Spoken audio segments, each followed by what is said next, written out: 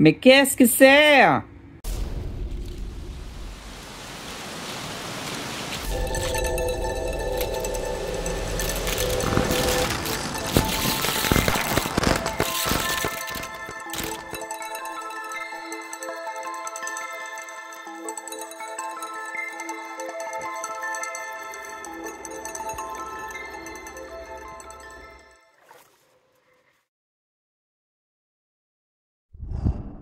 Hey, psst, abonne-toi.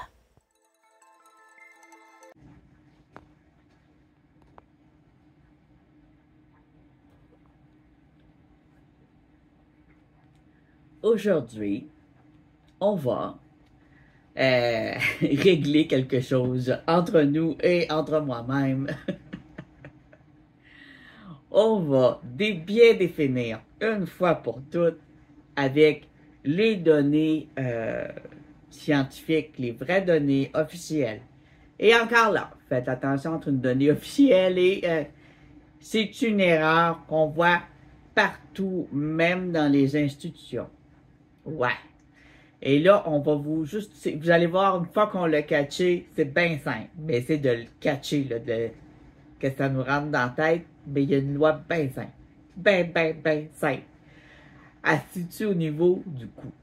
Pas du coût de l'argent, mais du coût qu'on donne dessus.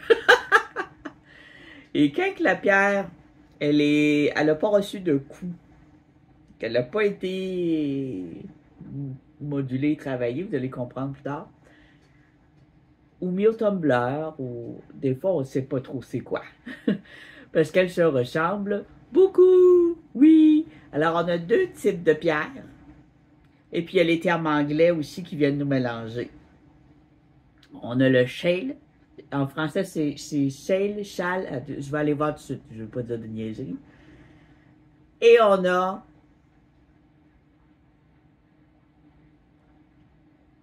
la calcédoine. Les deux, là, c'est l'enfer! Premièrement, il faut vous dire, chacun, c'est quoi?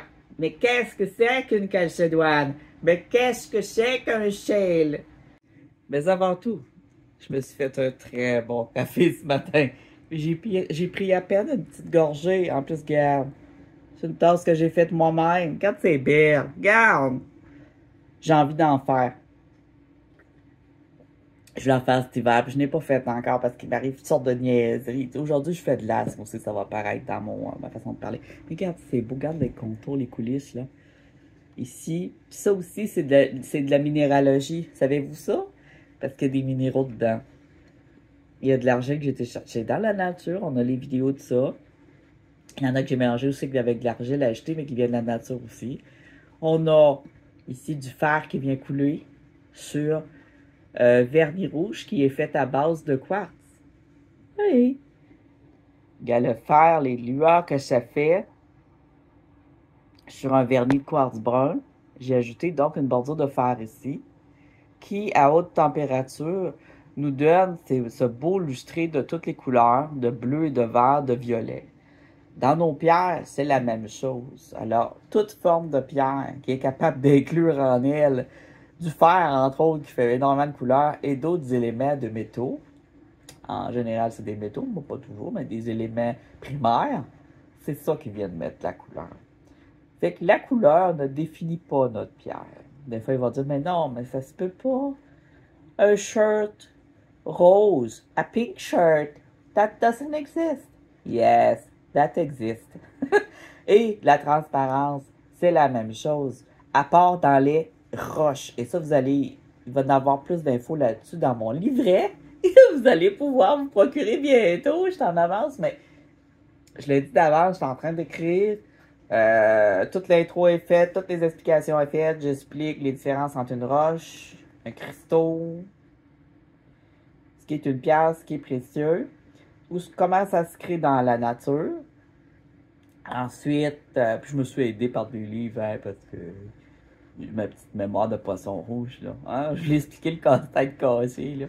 Fait que j'ai tout mis ça en ordre, bien comme il faut, bien décortiquer, bien écrit avec de l'humour.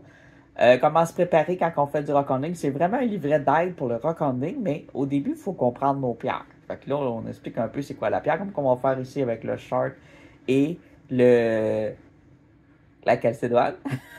Avec le shale. On va apprendre à dire shale vu qu'on est français. On est des français la plupart. Mais bon, c'est bon des fois de dire la version anglaise. Mais là, je parle français, puis des fois, je dis la version anglaise. Donc, on va dire shale et calcédoine. Et flit. On va faire la différence entre les trois. Et puis, tu sais, je disais, non. Non, c'est le casse-tête, il y a une claque. On va prendre une goutte de gorgée de café. Je parlais de mon livre. Alors, tout est expliqué dedans. Comment faire le recording, où aller, privilégier quel endroit. Je vous donne tous mes trucs, qu'est-ce que j'utilise, comment je trouve ça, quels outils prendre, quelle sécurité aussi. Je parle beaucoup de sécurité, même si c'est pas le but, c'est super important d'en parler, c'est un devoir. Ensuite, une fois mes devoirs qui sont faits, je prends chaque pierre, chaque type de pierre sont classés par couleur. C'est plus pour vous aider à les identifier quand vous les voyez. Alors, c'est pas un dictionnaire, c'est vraiment un outil d'identification, ok? Vous avez une photo. Fait que vous prenez votre pierre que vous trouvez dans la nature, que vous ne savez pas c'est quoi, comme ceci. Et là, vous allez voir à quoi ça ressemble le plus. Vous commencez par la couleur. Elles sont toutes classées par couleur, en commençant par la couleur la plus courante. Les trois couleurs les plus courantes, le blanc, le gris, le brun et le transparent aussi. Et ensuite, vous avez le transparent incolore, on s'entend, là? Le blanc transparent, je l'ai mis dans blanc. Donc, blanc, brun, gris, noir. Ensuite, vous avez bleu, blanc, rouge, vert, orange. Vous avez le jaune. Tout est là. Et à la fin, vous allez avoir l'iridescence, les multicolores et le polychrome. Hein? C'est-tu pas génial, ça? Fait que prenez vous regardez dans les photos du livret, c'est un livret électronique, alors il va être dans votre cellulaire. Cellulaire, de toute façon, je conseille de toujours l'emmener quand vous faites du recording. Sinon, vous pouvez aussi photocopier le livret si vous n'avez pas de cellulaire. Mais il y a un autre truc aussi, je vous dis, de sécurité, si jamais vous n'avez pas de cellulaire, quoi faire. Et là, on a donc une pierre ici. Vous regardez la couleur, vous l'identifiez, vous dites « Ah, ben, tabarnache! » Hein, j'ai pas sacré. Mais c'est un shale. Ouais. Donc, puis peut-être qu'il a-t-il été taillé, lui? Je suis pas sûr. Je pense que non. Il s'est taillé par les intempéries. Fait que, on va regarder tout de suite nos belles pierres et on va regarder vraiment les différences. Et je vais vous dire c'est quoi un film. C'est quoi cette affaire-là? Alors, la chaille. La chaille, on va le dire de même. Oh, je viens de mettre ça de côté. Ça, j'aime pas ça. Hop. Chez Wikipédia. Une fois qu'on a lu le verset. Moi, c'est parce que je viens de découvrir le mot français pour shirt. Ça aide en maudit. Quand tu lis l'explication française, c'est tellement plus cohérent en France qu'aux États-Unis. Ah, je suis pas fin. Alors, shale, c'est un minéral d'origine sédimentaire. Alors, de 1, ça fait la grosse différence avec la calcédoine qui n'est pas un minéral d'origine sédimentaire. Alors, la chaille, c'est une pierre de sédiment. Alors, dans la chaille, j'ai dit shale tantôt, mais c'est chaille. Ça, je prononce comme du monde, il y a un E. Alors, dans la chaille, on peut avoir aussi des petits coquillages, des petites bébites. On va vous en montrer un tantôt qui a une petite bébite dedans. Alors, c'est une pierre sédimentaire qui est composée de silice cryptocristalline. Crypto, ça veut dire animaux. Cristalline, c'est des molécules de sédiments. Sédiments, c'est tout ce qui tombe sur le sol. Ça peut être de la crotte aussi. Et des petits animaux. Et c'est cristallisé avec le temps. C'est ce qui fait la silice. C'est la silice qui fait la cristallisation comme dans le quartz. Alors, elle est siliquifiée ou silicatée, comme j'aime dire. C'est moins compliqué. Puis moi, je dis silicatée. Elle passe au thé. Siliquifiée, passe à la silice. Alors, une chaille. En anglais, c'est un shirt. On le voit bien ici. Shirt en anglais. Est une roche sédimentaire qui contient des concrétions. Concrétion, ça veut dire qu'elle s'est cimentée, elle contient de l'argile puis du calcium. Ça fait un méchant bon ciment, ça. Alors, ils sont partiellement siliquifiés. Partiellement. Ça, ce mot-là, il est important. C'est que, oui, ils sont siliquifiés, mais qui se font en tranches. Parce que quand on fait une couche de sédiments, ça se dépose de même. Poup, poup, poup. Des fois, il y a de la cendre aussi là-dedans, mais ça, c'est une autre histoire. Là, mais c'est des poussières qui viennent se déposer aussi là-dedans. Là. Puis c'est saisonnier. Alors, on dirait qu'à chaque saison, ça vient faire une petite couche. Puis c'est pour ça que des fois, il y a des belles lignes aussi là-dedans. Et puis, on va avoir du fer, donc de la pyrite, dans les plus vieux shirts, les plus vieux chailles. Dans les plus vieilles chailles, on a du fer parce que dans nos sédiments, on a des créatures qui ont beaucoup de fer à l'intérieur d'elles et que ça retourne en molécule principale, c'est-à-dire en pur fer. Une fois que c'est divisé par la silification, la fossilisation.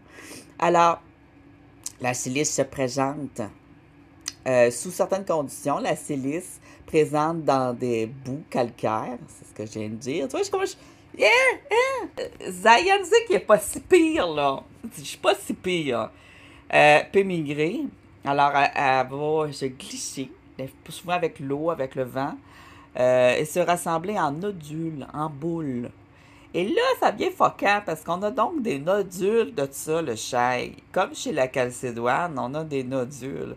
Mais on a des nodules d'à peu près n'importe quoi aussi. C'est parce qu'il y en avait une boule d'air dans une base de sédiments. On a une boule d'air dedans. La boule d'air, ça pouvait être quelque chose qui s'est fait manger. Je sais pas moi, un œuf. Bon, je vais peut-être loin. Un œuf, c'est comme simple, mais en même temps, c'est rare, là.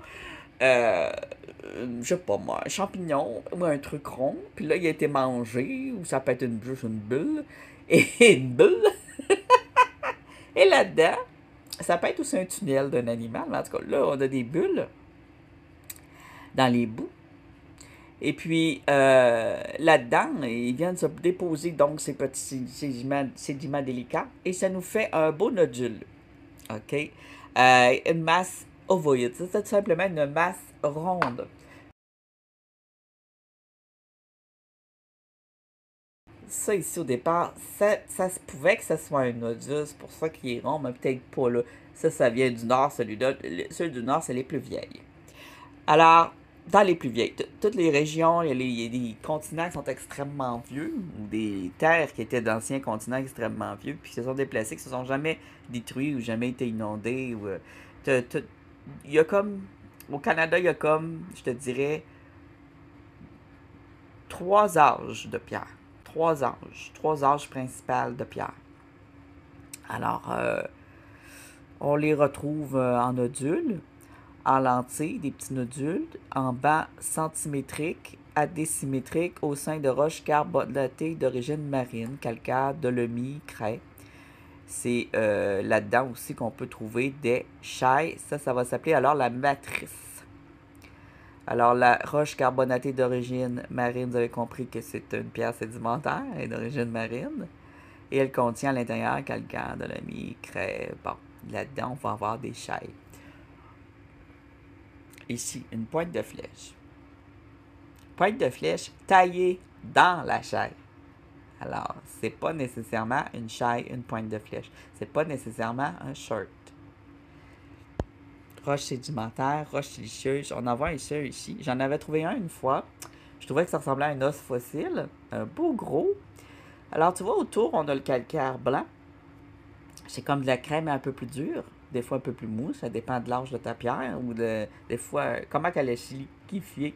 Et l'intérieur, il est gris-noir. Et il va être un peu transparent. Alors, tu peux avoir des calcédoines qui ressemblent à ça. Mais celle-là, tu vois dans le haut, bien important, regarde la fente. Tu vois la fente, là. Ça, là. La petite cassure qu'il y a là. La grosse cassure. En plus, celle-là a servi à faire des feux. Eh oui, regarde! Il y a encore des écailles de poisson dessus, puis on a du noir. Ils ont cuit du poisson. L'observation de l'œil. Alors, tu vois la fente ici? C'est un indice à coup sûr de shale et non shale. Donc, on a vu notre shale, les principes de la shale. On va regarder Calcédoine.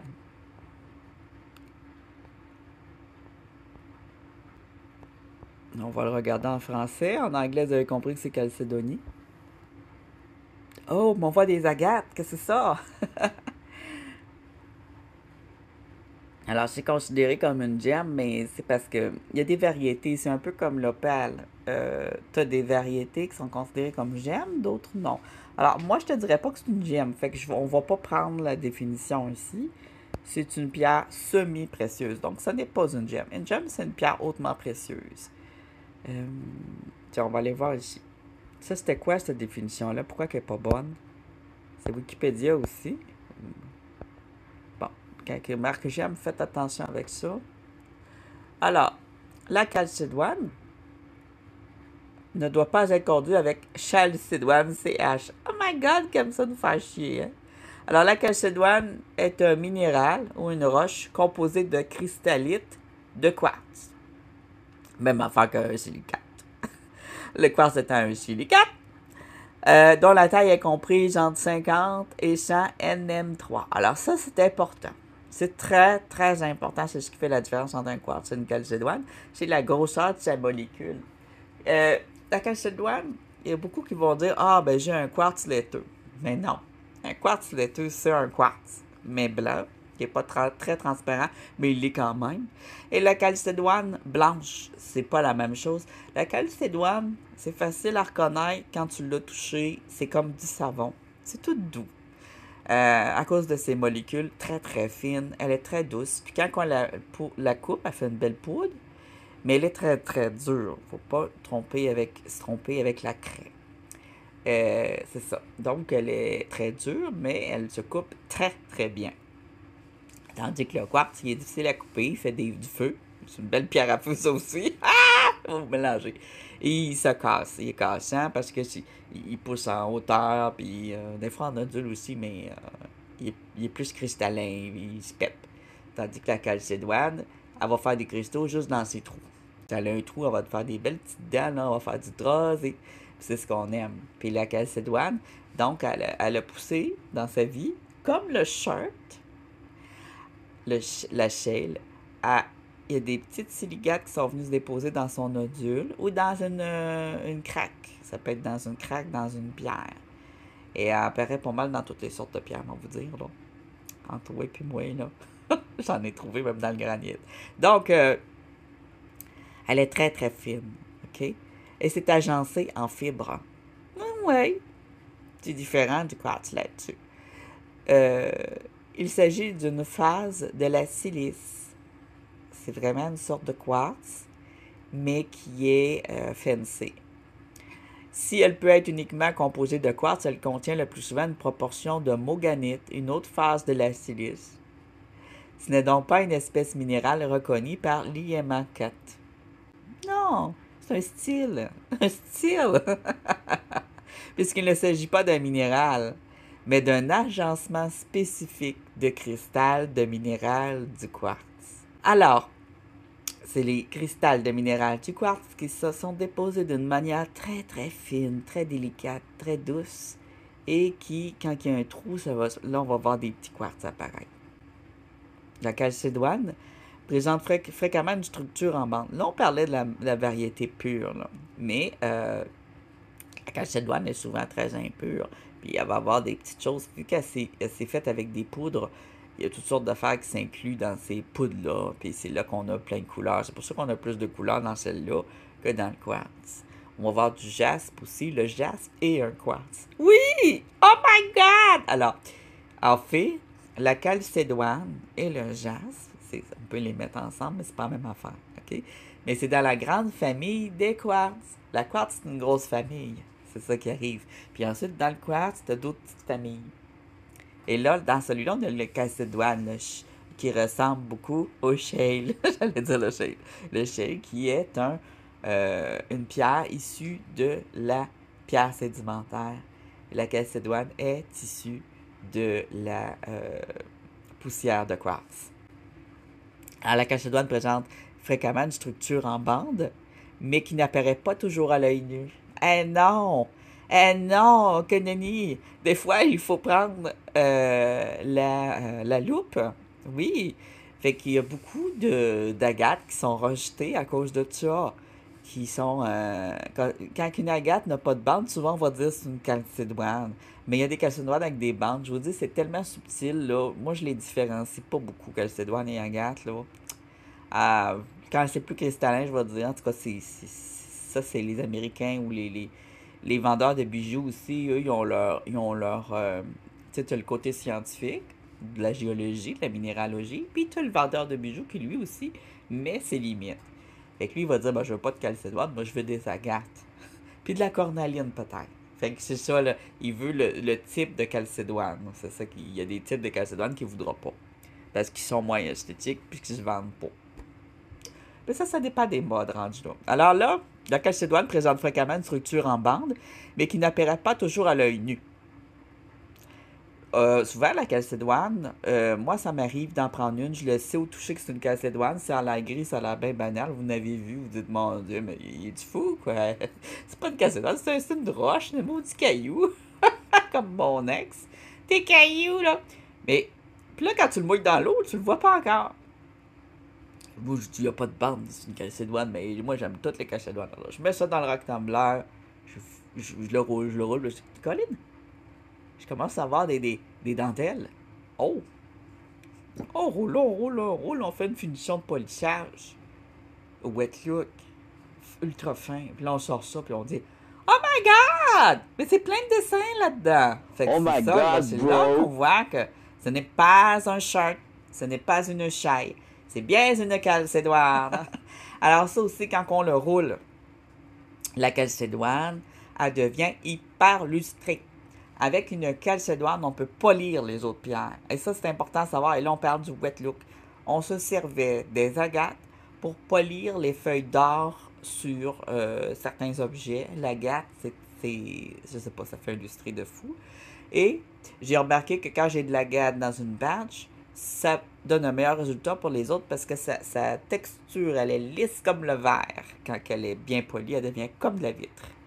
Elle devient magnifique et elle se polie encore mieux que son papa le quartz, qui va lui plutôt avoir des craques, mais qui est très beau aussi. Alors, elle tapisse souvent des cavités dans des roches, comme je disais. Celle que je trouve souvent dans le nord, vous avez vu, j'ai montré des craques dans des roches et qu'à l'intérieur, on a de l'agate. On a de la calcédoine.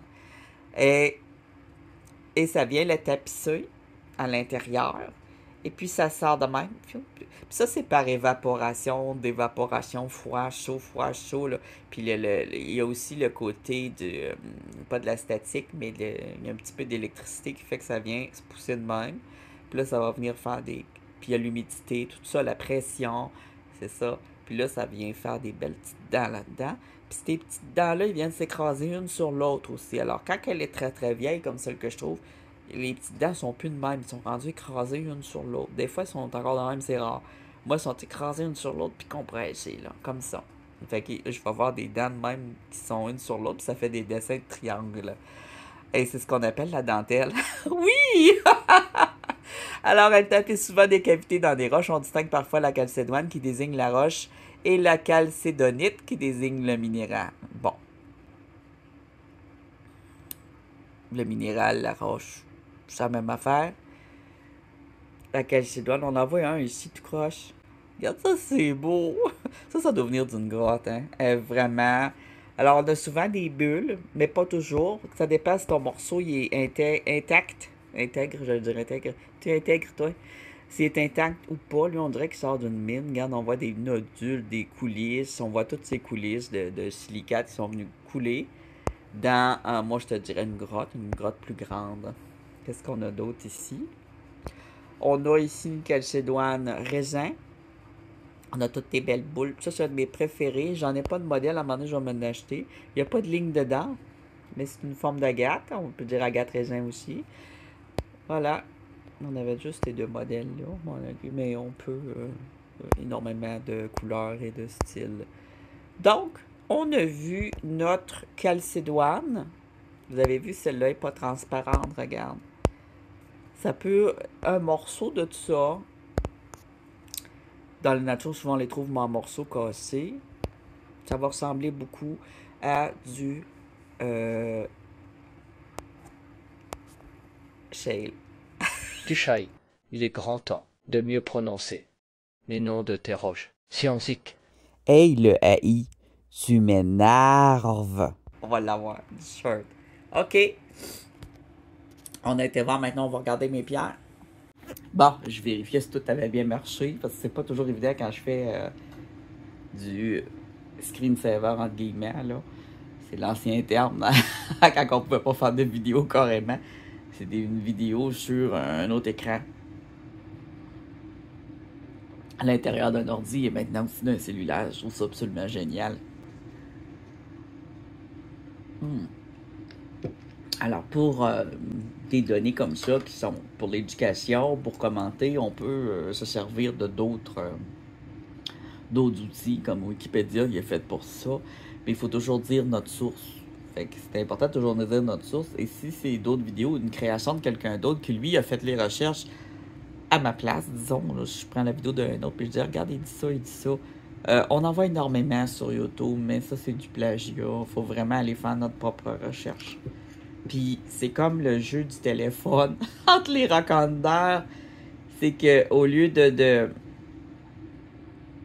voir la donnée sur Wikipédia ou sur un bon site de minéral professionnel, les gens vont utiliser l'autre, puis l'autre, puis l'autre, puis l'autre. Puis à un moment donné, on répare nos erreurs. Puis là, je me suis rendu compte que des fois, je me trompe. Puis des fois, il y a des gens qui utilisent mes termes. Puis what? Alors là, on a réglé ça.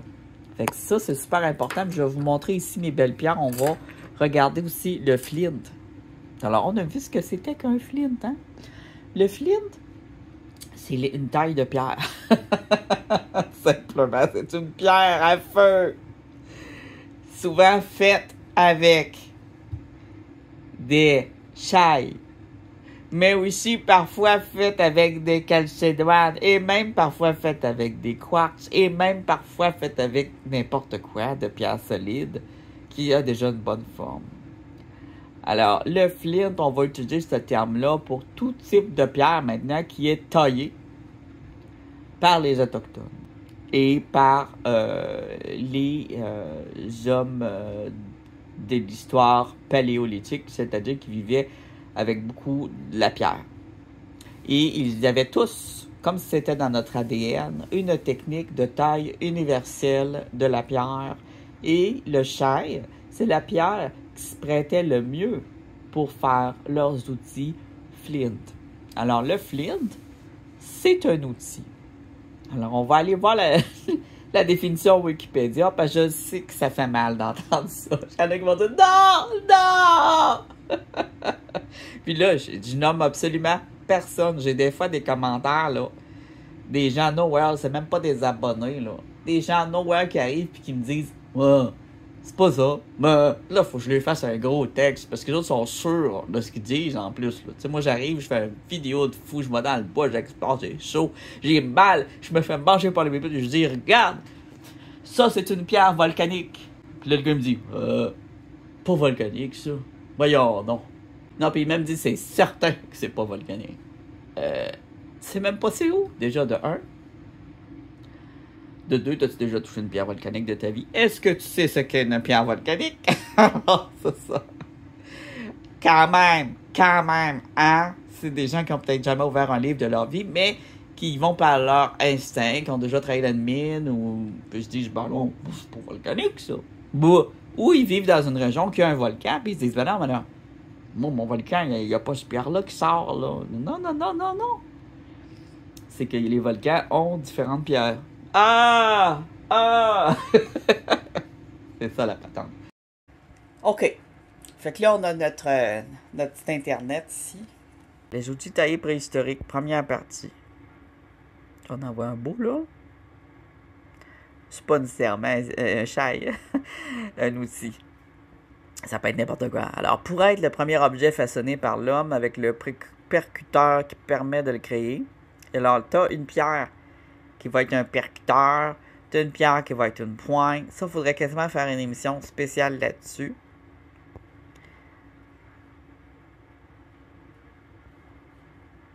Alors, tu vois là, tout l'âge des possibles. Le paléolithique inférieur, moyen et supérieur, période elle-même divisée en sous-périodes. Là, il y a des outils qui sont extrêmement anciens. Là. Ils datent pas de 1600. Là. C'est vraiment complètement faux. Ça, c'est de la fausse histoire. Les Autochtones sont sur le Canada depuis des milliers d'années. Il y a des pierres extrêmement âgées qui sont taillées. Alors, s'il est un objet sur lequel les chercheurs, historiens et archéologues ont dû mouiller le maillot, c'est bien le silex taillé. Mouiller le maillot. C'est quoi cette expression de merde-là? Puisque cette époque ne disposait pas encore de clé USB, ni même de malheureux stylos. Il écrivait avec un crayon de plomb, tu sais. Le paléolithique n'ont pas jugé utile de nous écrire les étapes de fabrication. Ah, de cette époque-là, je pensais à ceux qui avaient trouvé des silex. C'est donc de manière empirique que nos impétueux chercheurs, qui ressemblent tous à Indiana Jones et Lara Croft, ben oui, c'est sûr, on ressemble tous à ça, nous. C'est vraiment niaiseux. L'évocation des premiers outils de pierre renvoie presque systématiquement au silex, taillé. Mais à défaut de cette matière première, les paléolithiques ont tout aussi bien pu utiliser le grès. Je vais continuer. Le grès. Alors oui, j'en ai vu en grès. En rhyolite aussi, probablement. Le quartzite, je vous ai dit, j'en avais trouvé en aventurine. Le quartzite, l'aventurine, c'est la même chose. L'aventurine, c'est la variété de luxe du quartzite. On en trouve en jaspe. Ça, j'en ai pas encore trouvé, j'aimerais bien. La jadéite, en jade. En éphrite aussi, probablement. L'obsidienne. On a des tailles en obsidienne et toutes sortes de roches qu'ils jugèrent satisfaisantes à cet usage papillonnant au gré des cailloux, puisque la carte de fidélité Castorama n'existait pas encore. Tabarnache, ils vont loin dans le patente, on comprend rien. Castorama, c'est quoi, je sais pas c'est quoi. Alors, on voit ici différentes pierres. Je pense en haut, c'est un grain. En bas, ici, peut-être un jaspe. Puis, c'est dur à tailler en maudit, un jaspe avec les coups. Regarde, tu vois le coup? Alors, ils vont prendre un nodule, comme ça. Puis, ils vont le péter avec une pierre très ferme qui va habituellement être un jaspe. Ou un vieux granit solide, là. Puis, pow! Et puis là, la pierre, elle va se fendre en petites pointes. C'est pour ça que la pierre sédimentaire va être favorisée, le shirt, parce que il va vraiment se diviser en pointes extrêmement, regarde comment c'est mince là,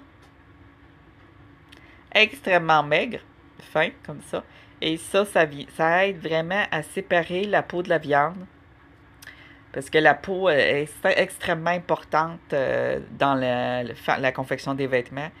Et même des couvertures, et il faisait froid au Canada, alors c'est pour ça que ces pierres-là, puis ils se cassent, hein, et à force de faire ça, ils finissent par se casser. J'en ai même une qui a encore du sang dessus, du sang d'animaux. Je vais vous montrer ça tantôt. Ça, je l'ai trouvé en Ontario, celle-là. Ce qu'il y a eu autrefois une ancienne mer. Alors, c'est pas nécessairement au bord de la mer, mais c'est souvent au bord de lieux où il y en a. Sinon, ça va être dans un lieu et s'ils vont à la chasse, ils vont loin. Et à un moment donné, il y a besoin d'un peu d'outils. Il y a des sites connus de père en fils, de mère en fille, c'était souvent de père en fils, par les chasseurs, où ce qu'ils vont aller confectionner. Alors, tu avais des métiers, tu avais des confectionneurs de ces pierres-là, tu avais des spécialistes qui faisaient plus belles que les autres. Puis, ils finissaient par avoir ces sites et puis ils l'enseignaient de père en fils. Ou de père en son apprenti. Fait que là, tous les apprentis allaient là pour tailler. C'est pour ça que des fois, t'en as vraiment une tonne de petites pierres à terre. Alors, le plus ancien outil retrouvé à ce jour provient du Kenya. Et il date de 3,3 millions d'années. Oui! Il fut obtenu comme ceux que je vais te montrer par percussion. Et on voit bien ici la percussion. Ça le cite, c'est Myriel Brie qui nous parle avec de l'humour française que je comprends pas tout. La technique de percussion directe ou indirecte caractérise la production. Indirect, ça veut dire que tu fais sur d'autres choses sur d'autres choses. Caractérise la production d'outils au paléolithique et permet le débitage. Mais c'est pas juste au paléolithique, mais paléo, ça veut dire que, puis ça veut dire pierre. C'est pas compliqué. Alors, cette technique nécessite un percuteur. Tous les hommes anciens se servaient beaucoup de la pierre comme outil, des os, du bois. C'était des gens qui vivaient de la nature, tout simplement. Des métaux aussi, parfois. Tu pouvais avoir des époques. Les scientifiques ont classé tout par époque, mais ça marche pas de même. Tu avais de la fonte de cuivre, de la fonte de métaux, puis tu avais aussi des outils paléolithiques là, à ce moment-là. Là. Même si c'était pas de l'ère paléolithique. Alors, tu en as de toutes les époques, même des époques plus récentes. Alors, la percussion directe consiste à frapper directement le percuteur contre le nucléus. Ça, c'est notre boule, notre nodule de Scheele. Mais ça peut être un nodule de n'importe quoi. Alors, le percuteur, bon, cette percussion permet d'obtenir des éclats caractéristiques selon qu'ils sont obtenus au percuteur dur ou au percuteur tendre, mais aussi selon la pierre qui est fessée. Parce que, comme tu vois, les aventurines, ils en ont pété une coupe. Il y avait des petites pointes partout, mais ensuite, c'est d'aller faire sa taille. Une fois que tu as fait tes jets, il y a des pierres qui ne marchent pas bien avec des petits poux là, qui ne vont pas bien se tailler. On voit un monsieur ici qui en fait. Je t'épargnerai toutes les subtilités de la préparation des nucléus. C'est ça, c'est vraiment complexe.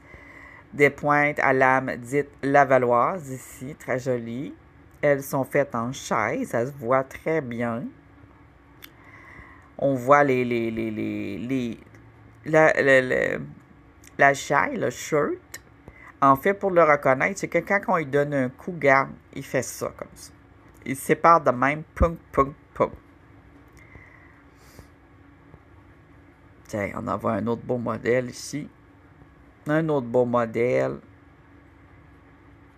Ça, on appelle ça des biffages. Je pense que ça veut dire qu'ils sont taillés des deux bords. On a ici qui est cassé. La pointe a été retrouvée. C'est génial. Souvent, c'est quand ils sont cassés qu'ils sont rejetés. J'en ai trouvé donc faites. Là, ceux-là sont tous faits en chair. J'en ai trouvé faites en calcédoine. Il y en a différentes sortes. Ah, feuille de laurier. C'est intéressant de voir les types. Selon les régions aussi, tu vas avoir différentes sortes. Hey! Non, tiens, une avec un coquillage. Très beau modèle. On voit bien que c'est de la pierre sédimentaire. Alors, délibérément, le tailleur a façonné son outil de manière à placer le coquillage fossilisé au centre d'une des faces. Agencé de cette manière, le coquillage qui n'a aucune utilité pratique. Ça, c'est son opinion. Moi, je pense, vu que le doigt dessus, ça aide à bien le tenir. Mais c'est aussi esthétique. Alors, il y a des pierres qui étaient choisies aussi pour leur esthétique. Il y en avait qui avaient vraiment un don artisanal et des capacités esthétiques. Ça, on est tombé dans les choses vikings. Hey! Bon, on va regarder au Canada. Alors, on a compris que le silex, c'est un chêne.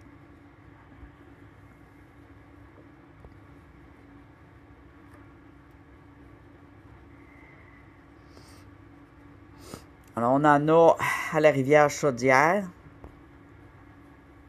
Mais moi, je voulais voir différents silex du Canada. On voit un bel exemple de chêne ici, taillé en espèce de pointe. Ça, j'en ai un modèle qui ressemble à ça. Je sais pas à quoi que ça sert. Mais tu vois, il y a une pointe sur le côté et ça peut avoir l'air d'une roche ordinaire. Pour la reconnaître, c'est qu'elle va avoir des petits coups sur les côtés. Et là, on peut parler de silex à ce moment-là, quand on a des petits coups dessus. Et c'est une chaille. L'outil de silex semble avoir été fabriqué à partir d'une pierre à fusil. Ce qui veut dire, C'est créé à partir. Créé avec. C'est un silex. C'est un chêne. Bon. Pierre à fusil, c'est un mauvais terme. C'est des termes des colons, des premiers colons, dans le temps qu'il n'y avait pas de science, il n'y avait pas de connaissances minéralogiques, vraiment. Beaucoup d'erreurs. L'éclat de pierre est transformé sur ses bords latéraux et sa partie distale, la partie bon. Pierre à fusil, c'est pas un terme en géologie, c'est pas un bon terme, mais c'est un terme utilisé anciennement. Les termes des anciens. On n'a pas juste ça certain, hein? C'est un perçoir, ah, c'est ça, je le sais. C'est pour percer des trous dans le cuir. Ou peut-être dans le bois ou l'écorce. Il a été découvert en 1999. La période, eux autres, ils disent que ça date de 1500 à 1700 du temps du régime français.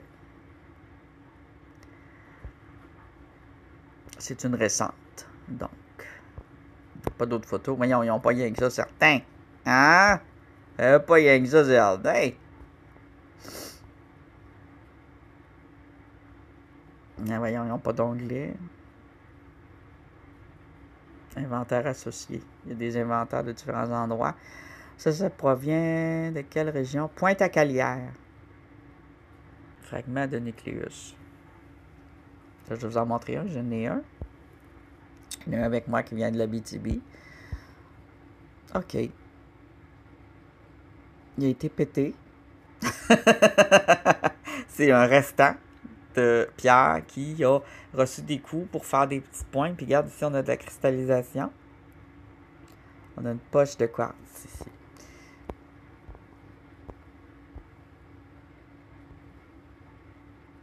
Provient de Montréal. Alors, pour les collectionneurs, ce genre de pierre-là peut être intéressant. Elle a été importée en 1530-1620. Des fois, c'est qu'ils mettaient dans leur comment on appelle ça? J'ai le mot sur le bout de la langue. C'était pas une sacoche, là, mais c'est une affaire en cuir ou en tissu. Puis dedans, tu as tes outils. Puis quand ils ont monté vers le nord, ils ont emmené ça avec eux quand ils sont partis. Mais c'est beaucoup plus vieux que ça. Ma famille a une belle grande collection. Il y a moi, il y a mon père. Ensemble, on fait une belle grande collection de ces pierres-là.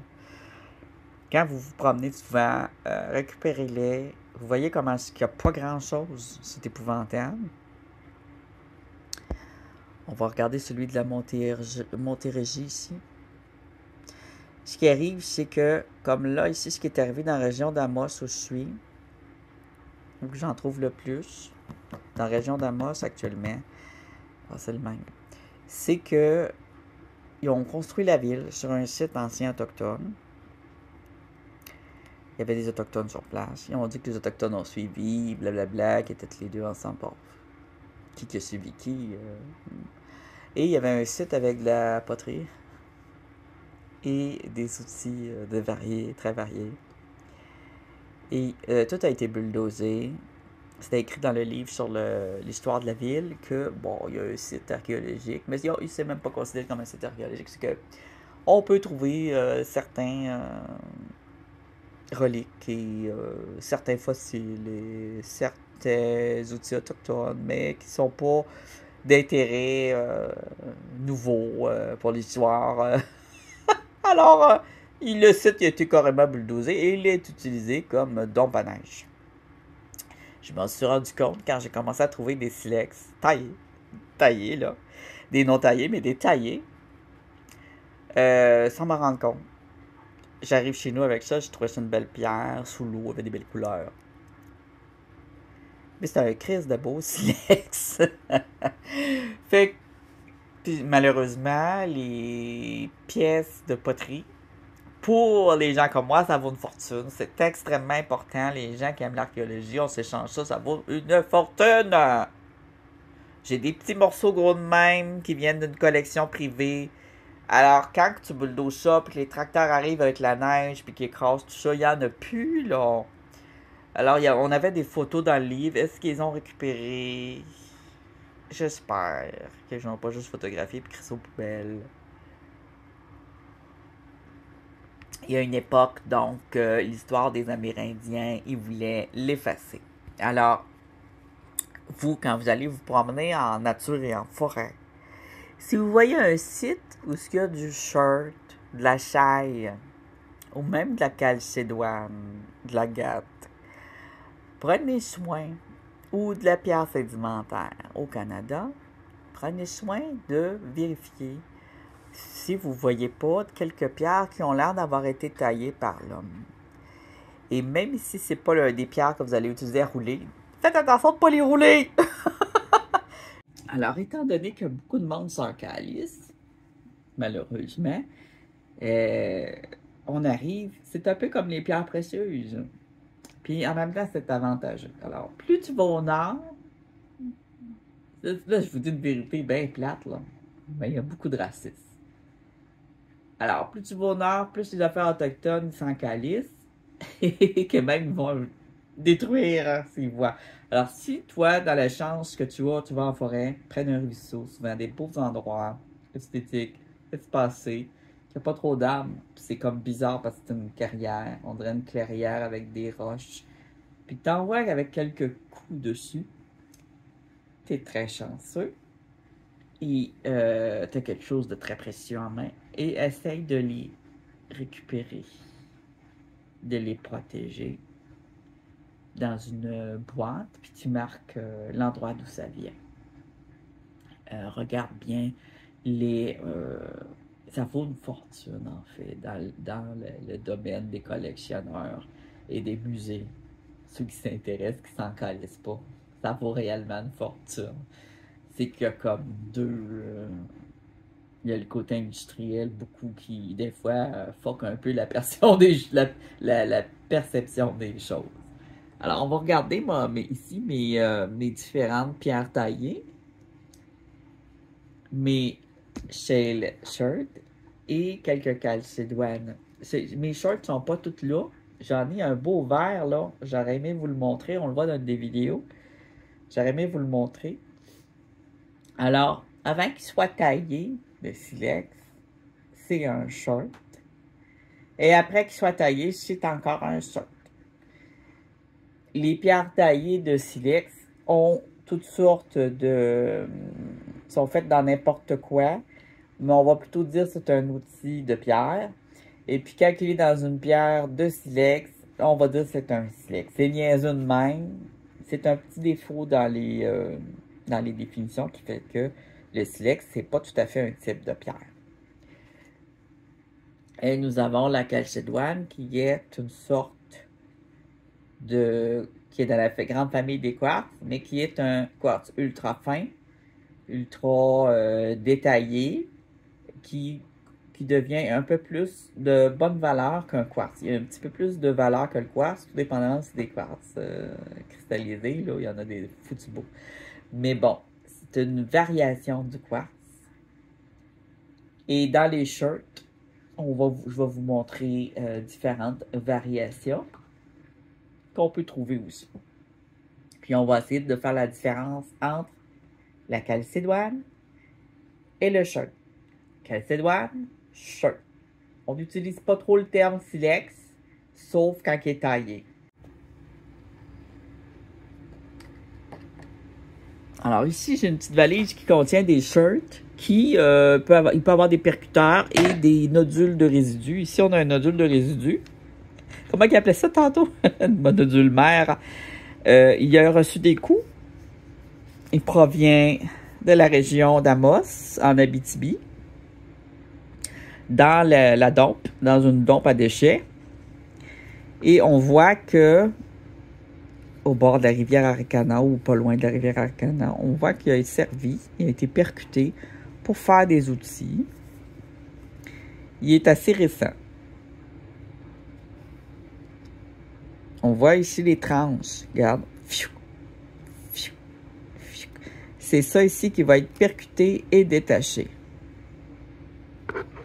Il va être fessé dans le sens que ça va venir se détacher. Alors, la personne s'en est pris quelques-uns parce qu'elle avait besoin d'outils pour sa viande et faire des manteaux, des vêtements chauds. Et ici, on voit, c'est étrange parce que je ne les ai pas pris en même temps, mais au même endroit. Ici, on voit un rejet, un jet qui avait tombé après la taille de cette pierre ici. C'est exactement la même.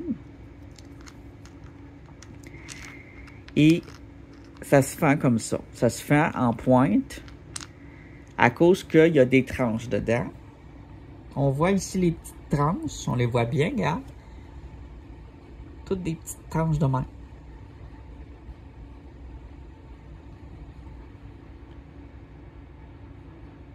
Alors ça, on pourrait le catégoriser de silex maintenant. On va le tasser. Lui, je l'avais mis dans le tissu ici, pas qu'il se casse.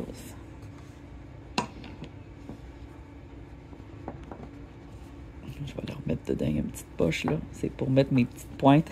Il y en a rien qu'une là. Mais ça, c'est pas tout à fait une pointe travaillée. C'est vraiment, je pense que c'est juste un rejet. C'est un petit jet qui a tombé au sol qui n'a pas été pris parce qu'il n'y avait pas la forme recherchée.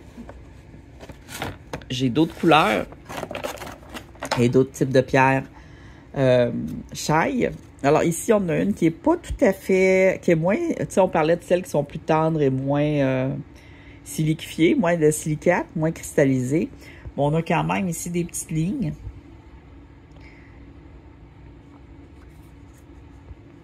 Elle a été taillée aussi. Quand on la prend en main, là, on le ressent. C'est toujours confortable. On a une face là, une face là. Ici, c'est comme ça. C'est le genre d'outil que je trouve beaucoup au nord. Des cuillères.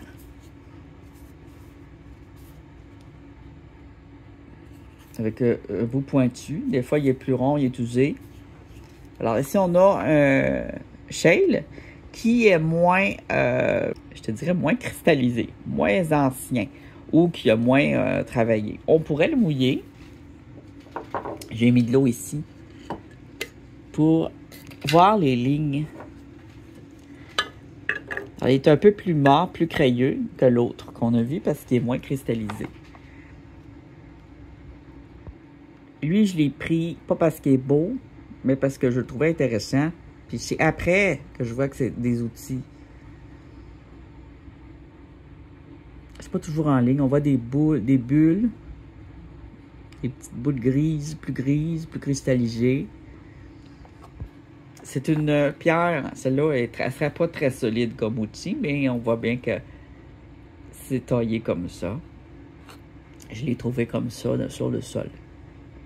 Sur le dessus. On les trouve souvent sur le dessus. Comme ça. Wow. Puis là, tu la prends. Ils sont sur le dessus. Ils sont pas très creuses. Les plus anciennes vont être creusées. Ils vont être en dessous de la terre. Ça, c'est des vieilles d'habitude. Ou ils ont été enterrés, mais d'habitude, ils sont sur le dessus.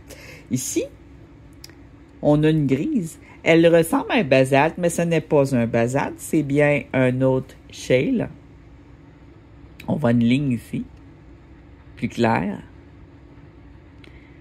Ici, elle est plus morte, mais elle est, tu vois, ici, c'est cristallisé, ici. Plus solidifié un peu. Et elle se fend.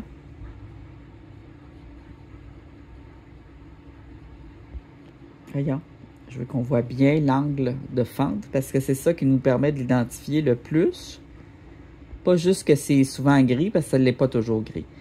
C'est qu'elle se fend en étage. C'est étagé. Et quand elle se casse en étage. Ici, on dirait qu'on a une partie avec une petite poussière de basalte dedans. Une petite poussière volcanique. C'est très avancé comme pierre, là. Très ancienne pierre par rapport à l'autre. Ici, on a une en pierre sédimentaire qui a été taillée ici. C'est une pierre sédimentaire. On pourrait dire que donc c'est un shale, mais c'est pas un nodule celui-là. Il ne provient pas d'un nodule. On voit qu'il est déjà plat ici, regarde. Donc il n'était pas rond. Il n'est pas taillé de toutes les barres. Puis ici, la rouille, c'est qu'il y avait des sédiments ferreux dans le dépôt. Ça pourrait être quelque chose qui est très vert, plein d'algues, plein de limons, très ferreux. Puis ici, il a été taillé, puis il est cassé. Il est très usé, très cassé. Toujours du même site. C'est incroyable. Une dompe. Alors ici, on a un autre shale. On voit ici qui est cassé. On voit la petite forme que ça fait quand il se casse. Lui, il est sale un peu. Il y a de la poudre grise pour le tumbler. Elle a failli être au tumbler. C'était dans mes pierres à rouler, puis à un moment donné, quand j'ai commencé à séparer mes shales, tu vois, c'est un ancien nodule. Un nodule de shale. C'est un ancien nodule. La croûte est blanche ou grise, mais elle est plus pâle, ou beige. Plus pâle que le reste. Alors, c'est un nodule dans une croûte. Et l'intérieur va être gris, souvent, transparent. Mais ça peut être rose aussi. Ça peut être un peu orangé, brique, rose, brun, beige.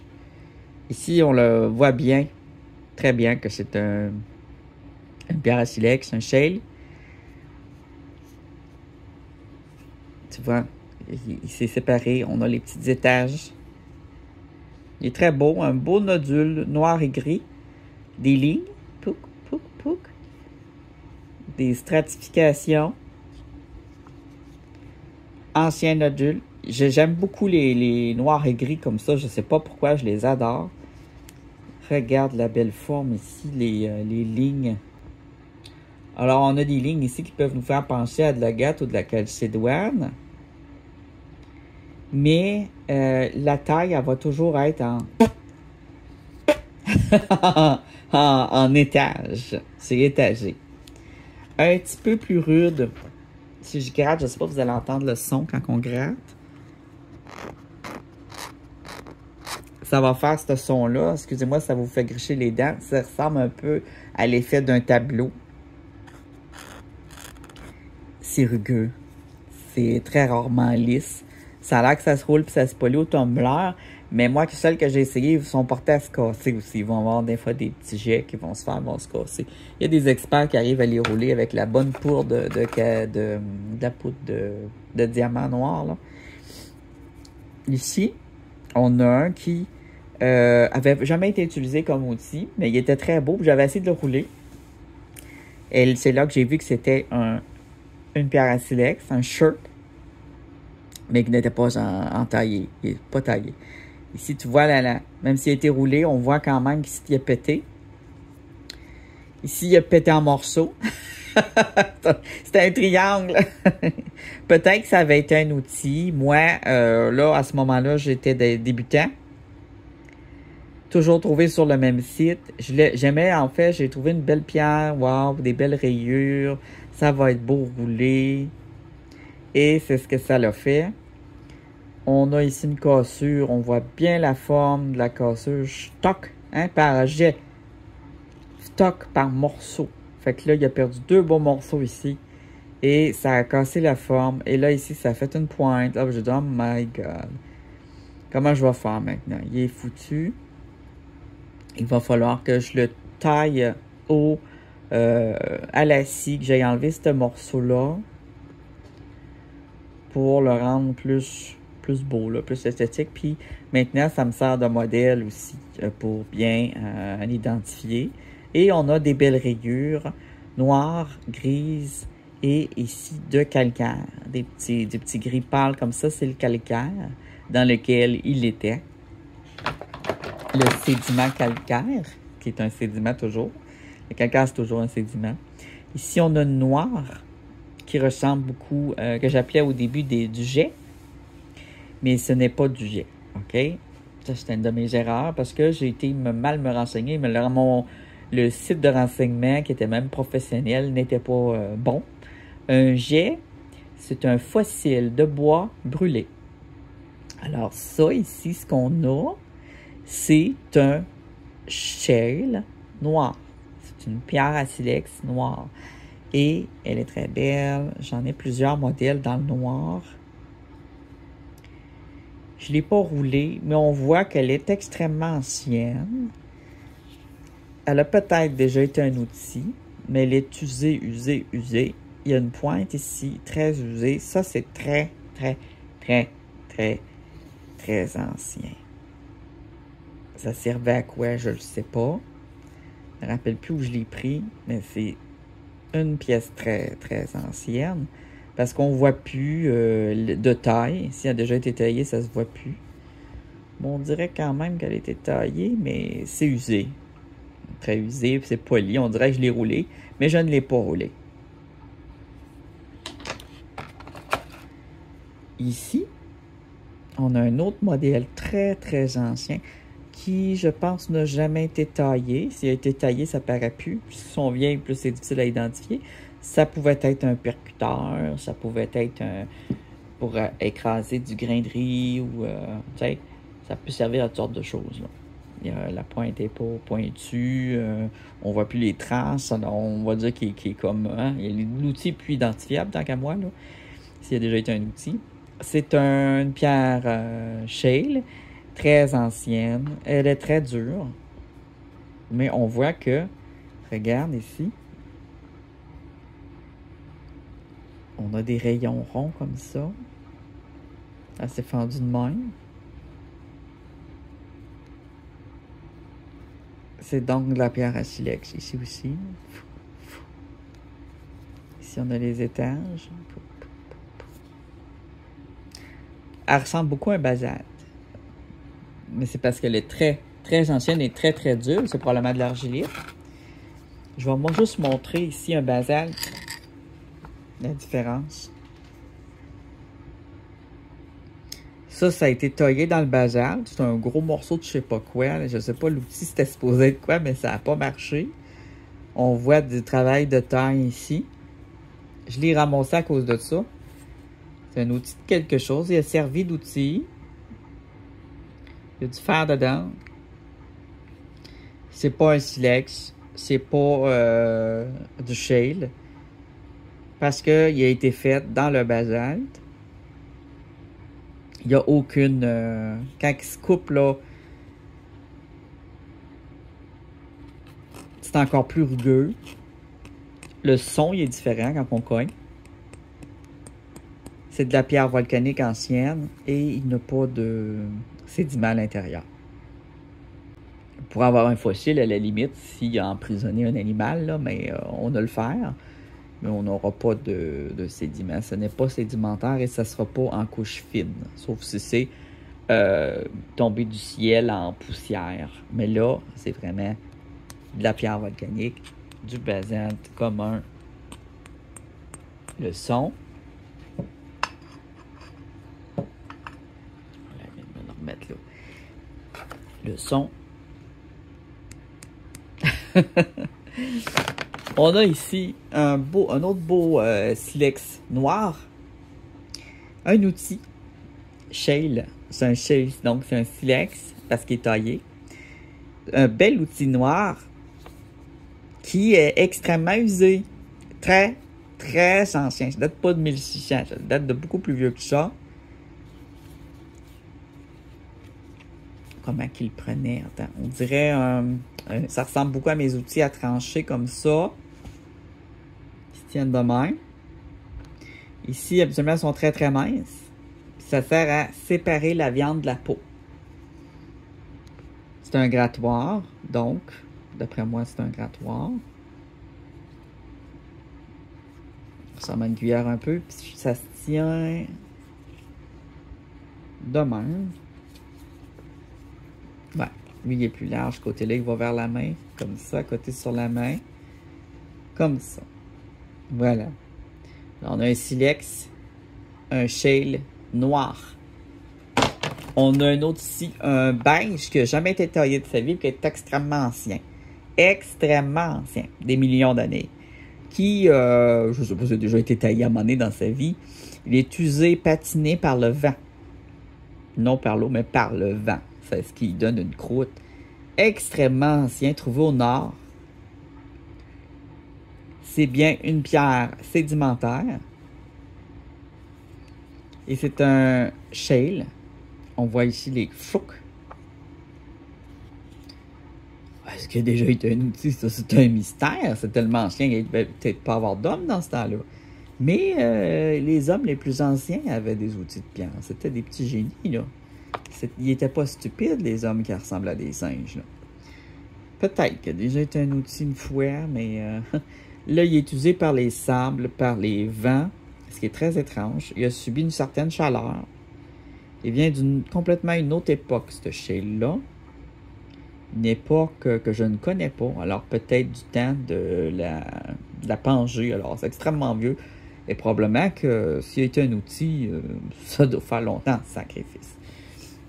S'il a déjà été un outil à quelque chose ou à quelqu'un. Je dis ça parce que j'ai des outils immenses. Là. Je ne sais plus où ce qui est rendu. J'en ai un qui est immense. Il est vraiment mystérieux. C'est des mystères. Alors ici, on a un autre.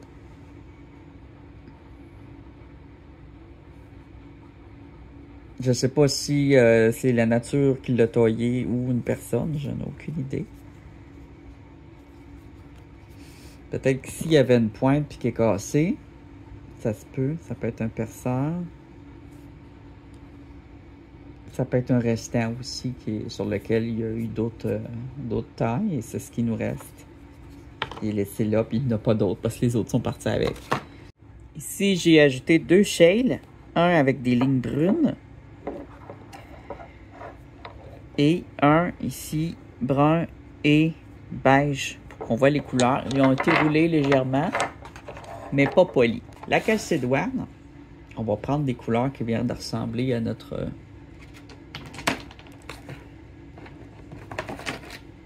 qui va ressembler un peu.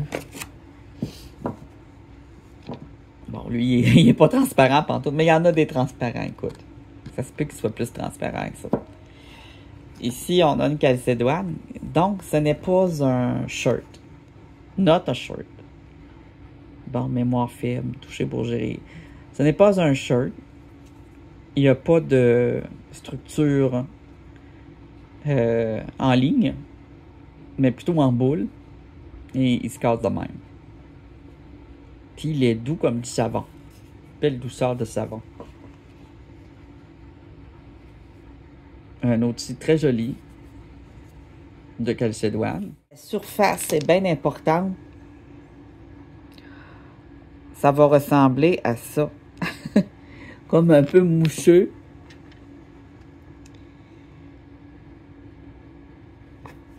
Ici. Et l'intérieur. On a nos belles couleurs ici, nos dépôts de couleurs.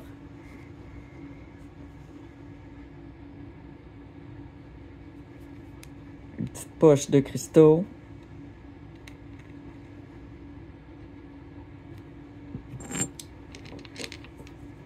On peut en avoir dans le vert plus mat. Dans le plus mat ici, on voit des veines avec des petites pointes, des couleurs en ligne, il y a du rouge, du orange. Parfois c'est gris. Ici avec Sagenix, très joli agate, plume ou Sagenix. Alors, du mat à la cristallisation avec plusieurs couleurs et la texture d'un savon quand il est roulé et quand il est parfaitement poli, extrêmement lustré comme le verre.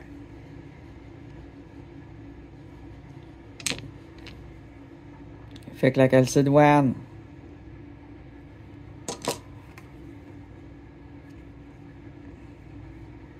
roulée non polie ici. 2 très courantes qu'on voit souvent au bord des rivières ici. Une que j'ai roulée moi-même. Et polie avec marque de café. Des petites couleurs. Du beige, du vert, du rouge.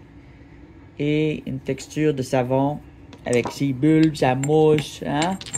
À l'extérieur. Une petite croûte comme ça. Les silex, donc, je voulais montrer lui qui est parfaitement beau, que j'ai souvent montré. Noir et brun, avec un petit fossile ici, tu vois.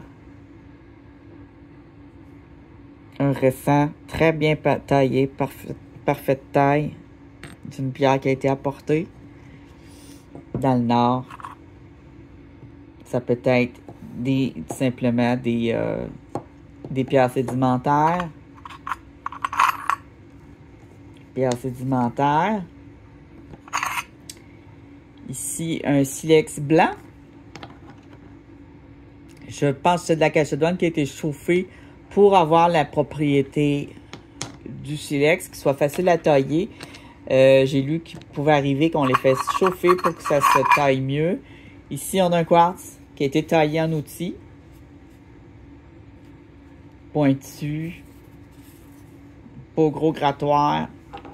Il se tient en plus. Non, il ne tient pas. Il y en a qui se tiennent. Ici, en short, vert.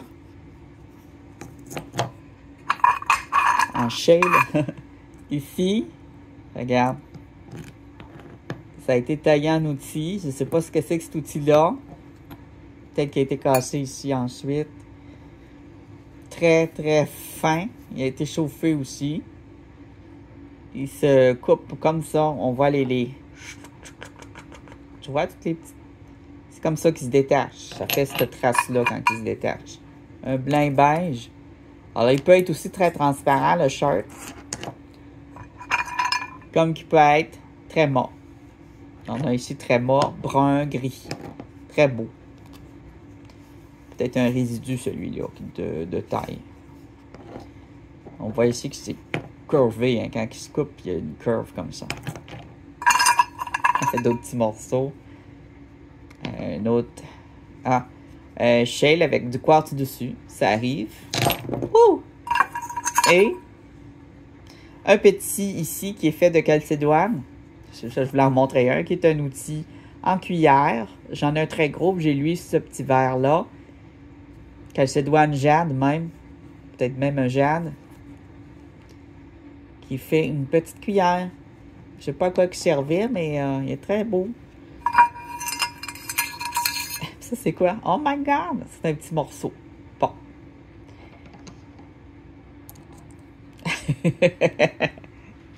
Est-ce qu'on a réussi à tout décortiquer? Qu'est-ce que vous en pensez? Allez-vous avec des experts maintenant? Moi, je pense que oui. Je pense que cet été, on va être beaucoup plus alerte pour bien identifier les différences entre la calcédoine et le shirt. Souvent plus terne, mais pas toujours comme qu'on a vu. On peut avoir des shirts roses, mais sont très rares. Et la calcédoine, souvent plus colorée, mais elle peut être un peu plus terne, comme qu'on a vu ici. Sauf qu'elle va ressembler à un savon. Elle va avoir l'air... un savon. Il me semble qu'on se laverait avec ça. Ça polit les autres pierres. Et ça ne se fend pas comme la shale qui se fend en étage. Ça, vous ne pouvez pas vous tromper. Puis les silex, c'est des shales taillés. Tout simplement. Quand le shale n'est pas taillé, ils disent pas silex. C'est plate, mais c'est ça. Alors voilà. N'oubliez pas votre like. Abonnez-vous si vous voulez être des experts. Manquez pas toutes mes vidéos. Il va y en avoir d'autres comme ça très simples où je montre deux pierres qui sont, ou trois qui sont souvent confondues. Et nous allons enlever cette confusion. On va tout enlever ça de votre esprit avec les vraies données. On va décortiquer avec les vraies données officielles de la science. Et nous allons devenir des experts, simplement. On ne se fera plus jamais avoir.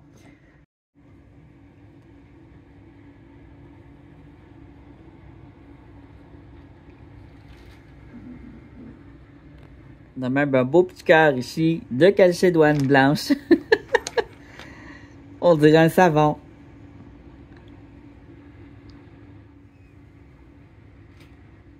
On voit bien la fente. Une fois que tout est rangé, on a nos calcédoines, nos silex et autres pierres taillées et nos shale shirts.